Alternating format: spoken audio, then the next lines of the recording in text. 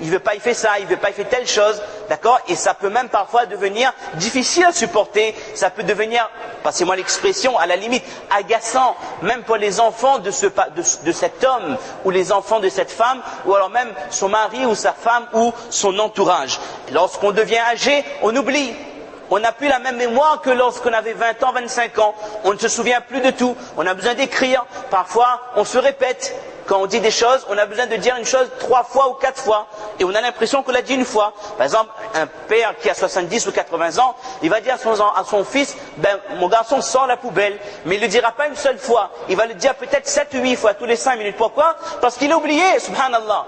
Les neurones commencent à s'affaiblir et certains à disparaître même. Ça, c'est la morphologie de l'homme. Cette personne finit par oublier ce qu'elle vient de dire. Ce qui fait que maintenant, il risque d'y avoir des situations conflictuelles. Parce que ce nouvel état, l'enfant ne reconnaît plus son père. C'est plus mon papa quand j'avais 50 ou 60, ou quand il avait 50 ou 60 ans, il a 70 ans, 80 ans, il a des habitudes qu'il n'avait pas avant. Donc, il va y avoir des soucis permanents entre les enfants et les parents, d'accord? Et là, pour une fois, je dis bien pour une fois, on ne va pas stigmatiser la jeunesse. C'est pas des bayanes contre les jeunes. Maman, ils respectent les autres parents. Non.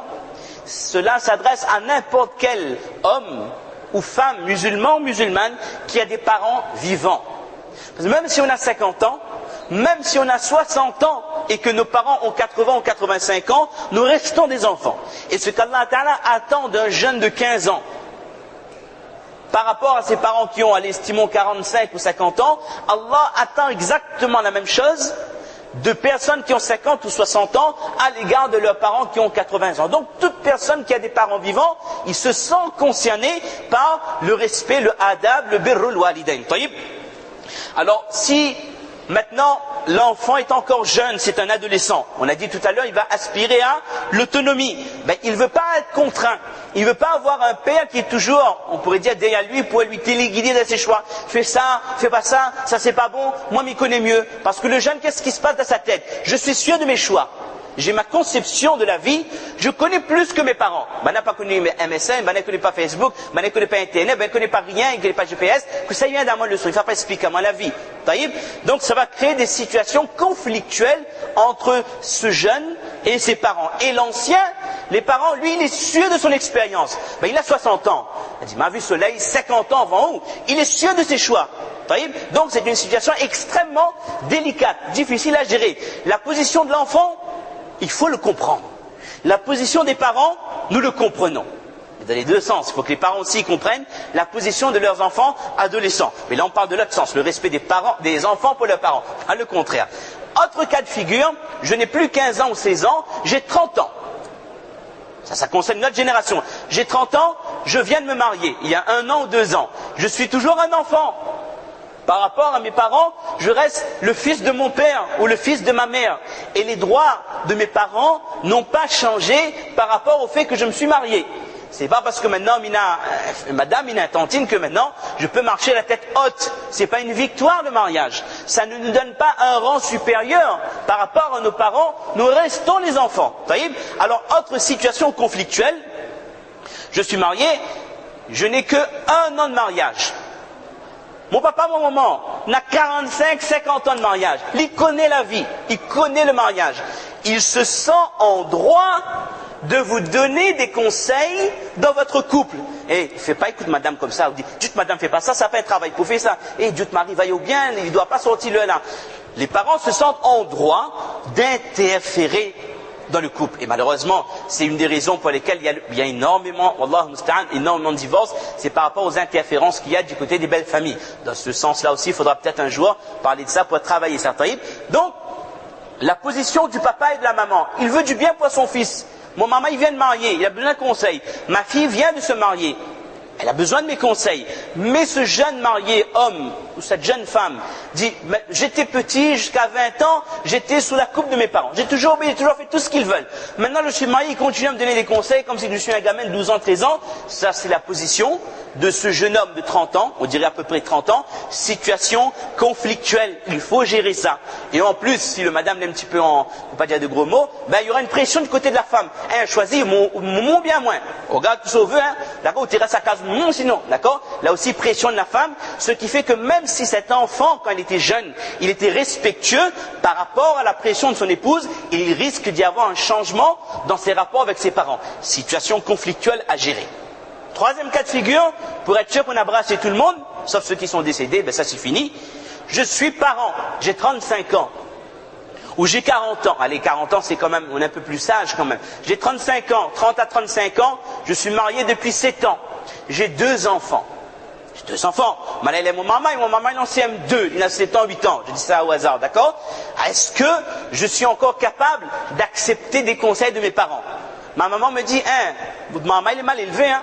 Franchement, elle m'a payé du casotte comme ça, hein, revois, hein, et si elle dit ça à votre épouse, tiens, comme ça, où est du coup des enfants, mais m'a pas donné l'habitude, là, mon ben enfant, moi, et l'épouse, elle s'emporte, elle dit, hein, on l'a vu qu'on mouille cause avec moi, hein, ou règle ça, sinon il vient plus chaud de moment, hein, il mange plus là-bas, le jouet du sous-bois, puis la culotte moment.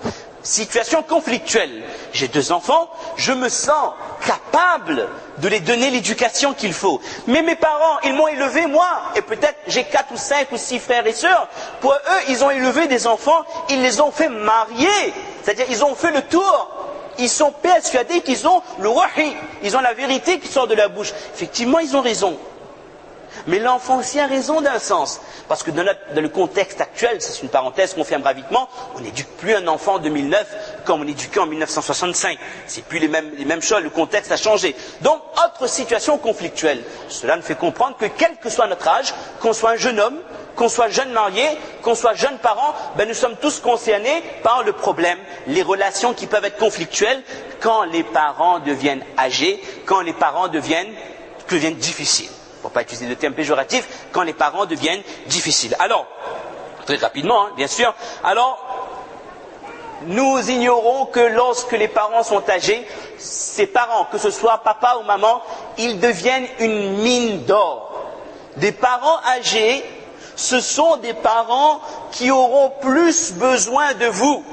Quand le papa a 80 ans, il a plus besoin de vous que lorsqu'il avait 35 ans.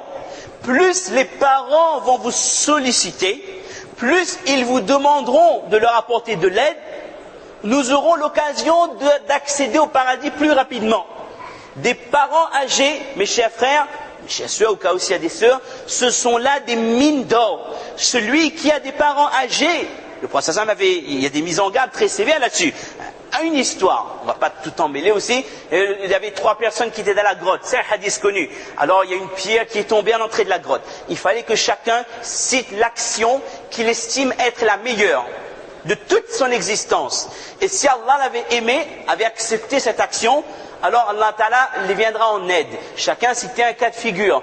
Il y avait un jeune homme qui a dit, les TMC, j'avais des parents, oh Allah, j'avais des parents âgés, ils étaient vieux, d'accord? Et je fais telle chose, j'apportais, comment on appelle ça, le lait pour eux, j'attendais qu'ils se réveillaient, etc. C'est un hadith connu, on ne va pas rentrer dans les détails. Par rapport au fait que cet enfant avait de la compassion pour son papa et sa maman, qui étaient âgés, comme le hadith le précise, Allah Ta'ala a accepté son doigt, et ce fut là la meilleure des actions peut-être qu'il a accompli de toute sa vie. Et Allah Ta'ala a envoyé Nusrat, hein, avec ces 2 autres personnes, par rapport au fait que cette personne a évoqué son attitude remarquable et exemplaire avec des parents âgés, et surtout sa patience avec des parents qui s'étaient endormis. Comme si que le papa promettait aux affaires, quand ça voyait finir le sommeil. Nous, quand on fait, lève, quoi il veut dire là?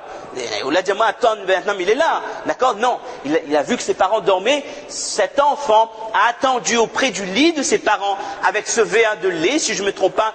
Il n'a pas réveillé ses parents jusqu'au petit matin. Et là, il a donné le lait à son père et sa mère. C'est une réaction exceptionnelle qu'Allah a appréciée, et ils ont eu l'aide d'Allah par rapport à ça. Également, lorsque, vous savez l'histoire de Yusuf alayhi salam, lorsqu'il voulait retenir Binyamin auprès de lui. Alors les frères, qu'est-ce qu'ils ont dit immédiatement? Ils voulaient toucher le cœur du prince, de ce roi. Ils ne savaient pas que c'était Yusuf. Il a dit, Inna lahu aban shaykhan kabira. Il veut dire quoi? Il veut dire, laisse-le partir. parce qu'il a des parents, il a un père, il a un papa qui est vieux. Les Mufassirin disent quoi? Qu'à travers toutes les époques, toutes les générations, Yusuf alayhi salam, ça date de combien de siècles? Je ne peux pas vous dire, peut-être 22, 23 siècles, à peu près, wallahu a'lam. À toutes les époques, l'être humain a toujours compris qu'une personne qui a des parents âgés se doit de se trouver auprès de ses parents âgés. Parce que lorsque les parents sont âgés, ils ont besoin, leur fils doit être moulazim, doit être auprès d'eux en permanence. Taïb. Également, si le verset du Coran spécifie bien imma yablughanna, verset que Mufti Yassine avait cité, imma yablughanna indaka al-kibara ahaduhuma ou kilahuma, si l'un d'eux ou tous deux doivent atteindre la vieillesse auprès de toi. Il est stipulé la vieillesse. Pourquoi? Parce que, comme on a dit tout à l'heure, c'est à ce moment-là que les parents auront le plus besoin de leurs enfants. Et mes chers frères et mes chères sœurs, même si nous ne sommes pas alim, même si nous ne sommes pas mufti ou cheikh ou le hadith, il n'y a pas besoin d'avoir fait 7 ans dans un darul ulum pour comprendre que nos parents, comme Mufti Yassine a dit, représentent tout pour nous.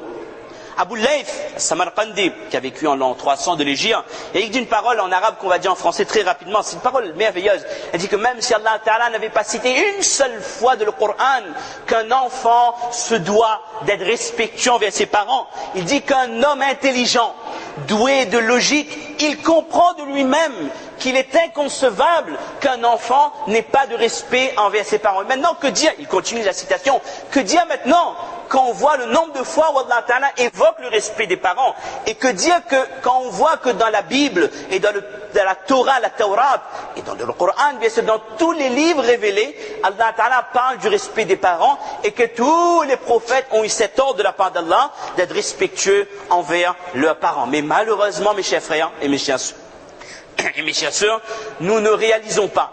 Beaucoup d'enfants, d'adolescents ou de jeunes mariés ou de jeunes parents qui ont des parents âgés ne comprennent pas que ces parents peuvent leur procurer le paradis direct. C'est votre billet, votre ticket pour le Jannah. On va plutôt donner priorité à ma carrière, mes études,